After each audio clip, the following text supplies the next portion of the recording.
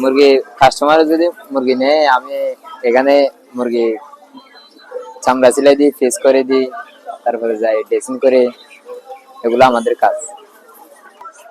মুরগি যখন দেয় আমি চামড়া সিলাই দিই, কাস্টমার যখন মুরগি নেয় আমি চামড়া সিলাই দিই আর ফিস করে দিই, আর ড্রেসিং করলে ড্রেসিং করে দিই। কাস্টমারে যা বলে তাই করে দিই। আর আমার সদর আছে না, আমার সদরে যাই বলে তাই করে দিই। আর খাদ্য বানি, মুরগিদেরকে খাদ্য বানি দেওয়াই আমার কাজ। খাদ্য বানি দিয়ে দিই, খাদ্য বানি চেঞ্জ করে দিই, আর মুরগি চেঞ্জ করে। এগুলো আমাদের কাজ। আমি ডেলি যখন অর্ডার করে তখন একজন যে কোনো হোটেলে যদি মুরগি নেই, একটা হোটেলে 50 পিস 100 পিস মুরগি নেই, ওগুলো আমি চামড়া ছিলে দিই, পিস করলে পিস করে দিই। আর এমনি হোটেলে যদি নাই নিয়ে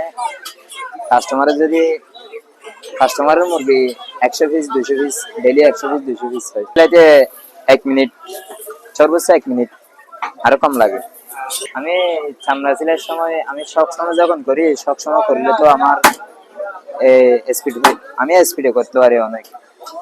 সবসময় করি তো, তাই স্পিডে করতে পারি।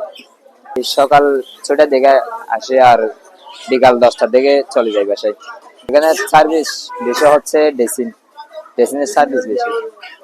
চামড়া সিলাই কম নেই, চামড়া সিলাই ফিস অনেক কম নেই, সব ড্রেসিং করে নেই। সার্ভিসটা বেশি, সার্ভিসটা হচ্ছে ড্রেসিং। 50,000 টাকার মতো বিক্রি করে, ওগুলো আমি করি।